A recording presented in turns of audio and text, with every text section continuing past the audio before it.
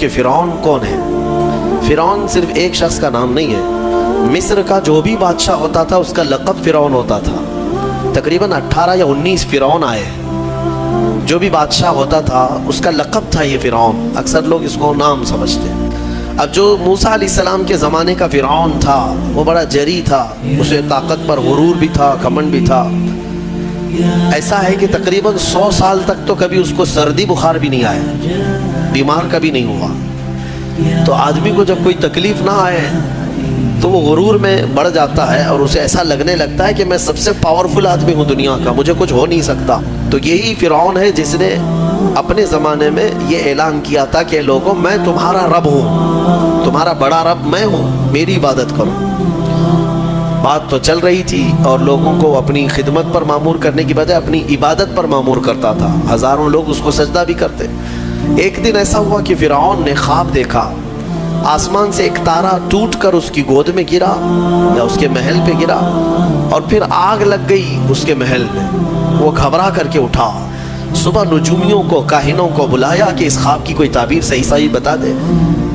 بہتوں نے الگ الگ تعبیریں بتائی، پھر جو بڑے ماہر نجومی تھے انہوں نے کہا کہ اس خواب کی تعبیر یہ ہے کہ بنی اسرائیل خاندان میں ایک بچہ پیدا ہوگا جو تیری سلطنت کو ہلاک کر دے گا، تیری سلطنت کے ہلاک کرنے کا باعث بنے گا۔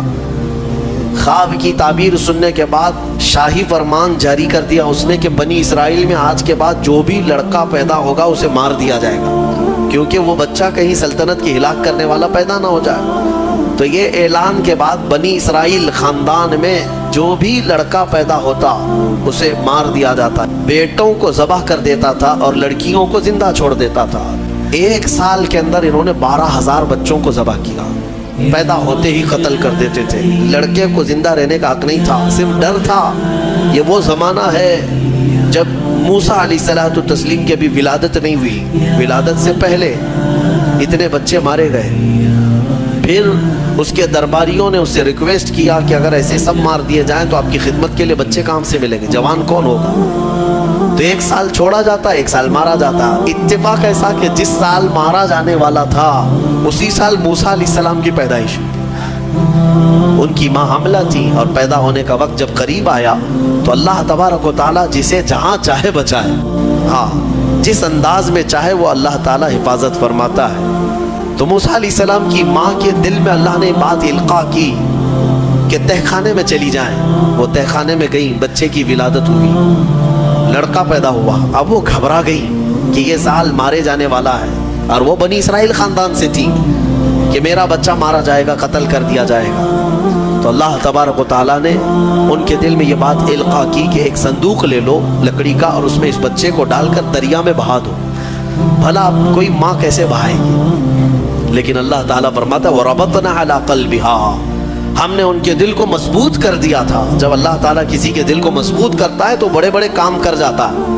ان کی ماں صندوق میں رکھ کر کے بچے کو ایک دریا کے کنارے ڈال دیتی ہیں، بہا دیتی ہیں، اور اپنی بڑی بیٹی کو کہتی ہیں کہ دیکھتے رہنا یہ صندوق کہاں جاتا ہے۔ موسیٰ علیہ السلام کی جو بڑی بہن تھی وہ دیکھتی ہوئی جا رہی تھی اس صندوق کے پیچھے۔ صندوق بہتے بہتے بہتے ایک باغیچے کے کنارے لگا، وہ باغیچہ فرعون کا ہی تھا، اور فرعون کی بیوی وہاں پر ٹہلنے کے لیے شام کے وقت آیا کرتی تھی۔ جب وہ اپنی کنیزوں کے ساتھ وہاں آئی تفریح کے لیے تو ایک صندوق کو اپنے باغیچے کے کنارے لگا ہوا دیکھا، اٹھانے کے لیے کہا، اٹھایا گیا تو نہایت ہی خوبصورت بچہ۔ اللہ تعالیٰ نبیوں کو خوبصورتی دیا ہی ہوتا ہے۔ فرعون کے گھر میں کوئی بچہ نہیں تھا، اولاد نہیں تھی، تو فرعون کی بیوی نے اٹھا لیا اور کہا کہ لاؤ یہ بڑا خوبصورت بچہ ہے، حسین بچہ ہے، اور اپنے محل لے آئی۔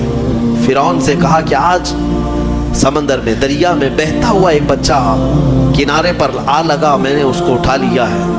فرعون نے کہا کہیں یہ بچہ تو نہیں جو میری سلطنت کو ہلاک کرنے کا سبب بنے۔ بیوی نے کہا ایسا کیسے ہو سکتا ہے، وہ تو بنی اسرائیل خاندان میں پیدا ہوگا، یہ تو کسی دریا سے بہتا ہوا آیا ہے، پتہ نہیں کون سے ملک سے آیا، کہاں سے آیا۔ تو بہرحال اس کی بیوی نے یہ کہا کہ اس کو مت مارو، لا تقتلوه عسى ان ينفعنا او نتخذه ولدا، قریب ہے کہ ہم اس سے فائدہ اٹھائیں گے یا اس کو بیٹا بنا لیں گے۔ بیوی کی بات پر راضی ہو گیا، فرعون جو ہے بیگم کی بات پر آ گیا۔ اور اس کے بعد رکھ لیا بچے کو.